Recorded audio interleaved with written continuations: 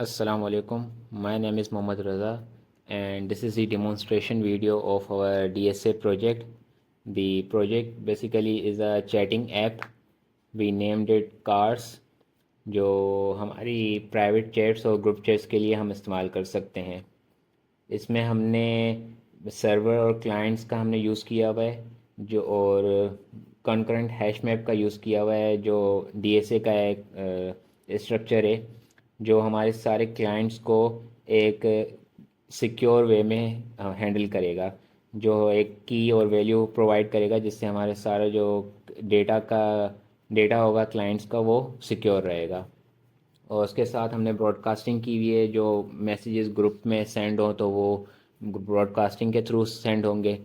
और हमने यहाँ पे दूसरे हैश मैप का स्ट्रक्चर यूज़ किया हुआ है मैसेजेस को हैंडल करने के लिए। और इसके साथ साथ हमने एरे लिस्ट और क्यू का इस्तेमाल किया है, जो कि डेटा स्ट्रक्चर्स के ही स्ट्रक्चर्स हैं जो हमने यूज़ किए मैसेजेस को सेंड और रिसीव करवाने के लिए।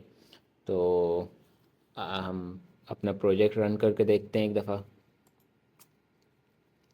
सबसे पहले यहाँ पे सर्वर रन होगा। सर्वर रन होते ही वो हमसे आईपी मांगेगा, तो हम अपनी आईपी लिखेंगे सबसे पहले। इफ़ अगर यहाँ पे आईपी हम सही वे में नहीं लिखेंगे तो यहाँ पे भी एरर, मतलब वो एरर थ्रो करेगा कि आईपी का पैटर्न सही नहीं है, जो पैटर्न दिया हुआ है उस पैटर्न में ही लिखनी चाहिए। और जैसे ही हम आईपी लिखेंगे वो आईपी मेल के थ्रू एडमिन के पास सेंड हो जाएगी। इससे एडमिन को पता चल जाएगा कि जो यूज़र लॉगिन हुआ है उसकी आईपी क्या है।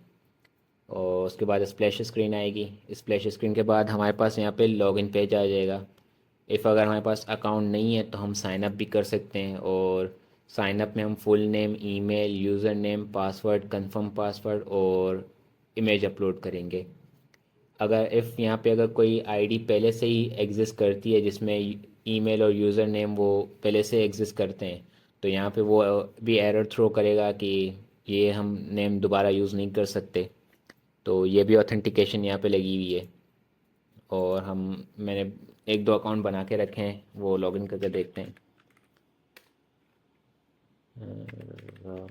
तो तो जैसे लॉगिन के पेज पे भी हम आएंगे तो वहाँ पे भी ये मेल सेंड सेंड कर देगा एडमिन को।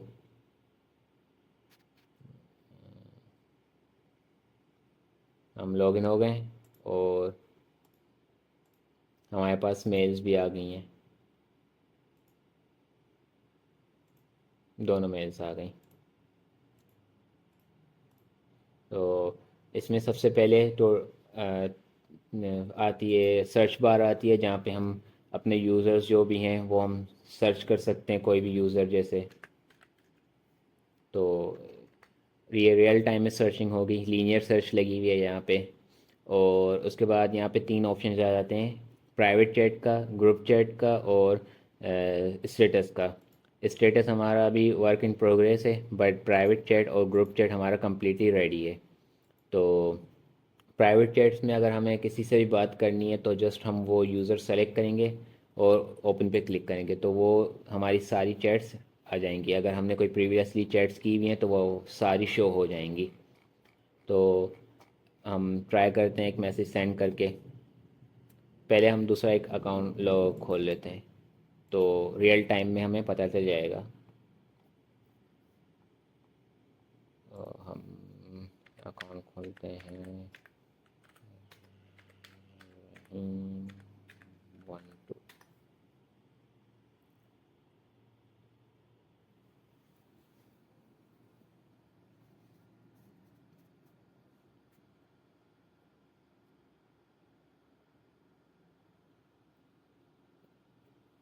अकाउंट लॉगिन हो गया। हम यहाँ पे चैट कर लेते हैं। अब जैसे मैं रहीम के अकाउंट से कोई मैसेज करता हूँ हाय रज़ा का, तो वो रियल टाइम में मेरे पास रिसीव हो जाएगा हाय रज़ा का मैसेज। इस तरीके से हम प्राइवेट चैट्स कर सकते हैं। वैसे जो प्राइवेट चैट्स में हमने जो कॉन्सेप्ट लगाया है वो ये है कि जो भी हम चैट कर रहे हैं वो एक जाके टीएक्सटी फाइल बन रही है। जो भी यूज़र्स जो आपस में बात करें उनके नेम से टीएक्सटी फाइल बन रही है, और उस टीएक्सटी फाइल में ये मैसेजेस स्टोर हो रहे हैं। तो और उसके साथ उनका यूज़र नेम भी स्टोर हो रहा है, ताकि जब हम रिट्राइव करने आए तो हमें पता चले कि कौन सा मैसेज किस यूज़र ने भेजा था, तो उस हिसाब से हम लेफ़्ट साइड पे या राइट साइड पे वो मैसेजेस को हम सेट कर सकें। तो ये प्राइवेट चैट्स का था। अगर हम ग्रुप चैट्स पे आ जाएं तो ग्रुप चैट्स में टोटल जितने भी यूज़र्स होंगे वो आपस में यहाँ पे बात कर सकते हैं। जैसे हम ब्रॉडकास्ट मैसेज करते हैं वैसे यहाँ पे ब्रॉडकास्टिंग होगी, तो उससे क्या सारे मैसेजेस हमें यहाँ पे शो होंगे ग्रुप्स में। तो यहाँ पे मैं एक मैसेज टाइप कर लेता हूँ, जैसे हाय का मैं कर देता हूँ। तो वो अब वो अब ग्रुप में मैसेज आ गया हाय का।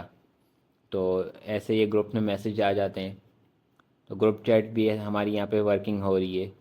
और बाकी यहाँ पे सेटिंग्स है, सेटिंग्स भी हमने यहाँ पे सेट करनी है, जहाँ पे हम सारी प्रोफाइल की इन्फो, जैसे जो लॉगिन हुआ है यूज़र उसकी सारी हम इन्फो यहाँ पे सेट करेंगे सेटिंग्स के अंदर। और वो यहाँ पे कोई अगर चेंजिंग्स करना चाहे, जैसे अपना नेम चेंज करना चाह रहा है या अपने यूज़र नेम में कोई चेंजेस करना चाह रहा है, तो वो यहाँ पे आके चेंजेस कर सकता है। एंड देन वो यहाँ से लॉग आउट कर सकता है। लॉग आउट लॉग आउट करते ही यहाँ पे लिखा भी आ जाएगा कि जो यूज़र था वो डिस्कनेक्ट हो चुका है। तो प्रोजेक्ट रन के एक्सपेक्ट से हमारा प्रोजेक्ट इतना ही था। और अगर कोडिंग एक्सपेक्ट से बात करें तो वो बहुत बहुत ज़्यादा है। तो बाकी I hope you will like our project. अल्लाह हाफिज़।